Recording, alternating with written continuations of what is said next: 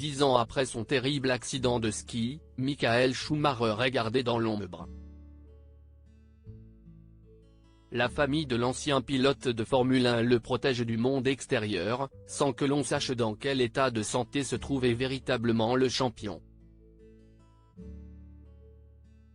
Mais son état pourrait s'améliorer selon un ancien pilote. Si est-il l'un des secrets les mieux gardés du monde du sport. Il y a tout juste 10 ans, le 29 décembre 2013, Michael Schumacher était victime d'une violente chute alors qu'il skiait dans les Alpes avec son fils Mick notamment. Transporté d'urgence à l'hôpital puis plongé dans le coma, le pilote légendaire s'en sort vivant, mais dans quel état ? Car depuis ce terrible jour, le clan Schumacher a érigé de véritables murailles autour du père de famille. Le tout orchestré par son épouse, Corina, qui n'accepte que certains privilégiés dans leur résidence de Majorque où le pilote est en convalescence.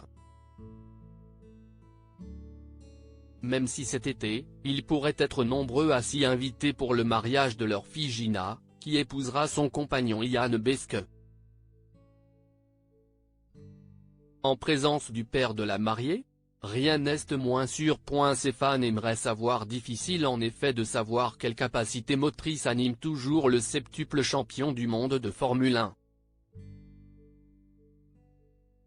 Seul son éternel ami et confident Jean Todt avait laissé entendre qu'ils regardaient ensemble les courses automobiles à la télévision pour des moments de complicité. Cette semaine, si est un autre personnage du monde de la course auto qui a évoqué l'état de santé de l'idolé Ferrari. Dans une interview accordée au site bettingsite.co.uk, Johnny Herbert a révélé avoir obtenu quelques infos au sein du paddock. J'ai entendu dire, de la part des gens de la F1, qu'ils s'assoient à table pour le dîner, mais je ne peux pas confirmer si c'est vrai.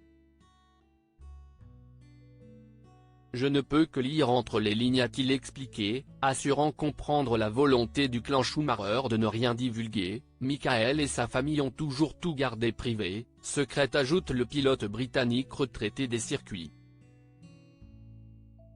Ses fans aimeraient savoir, nous voudrions tous savoir que les choses évoluent de manière positive.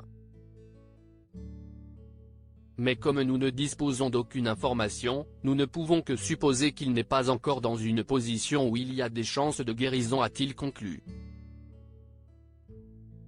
Un espoir qui s'amenuise d'année en année ?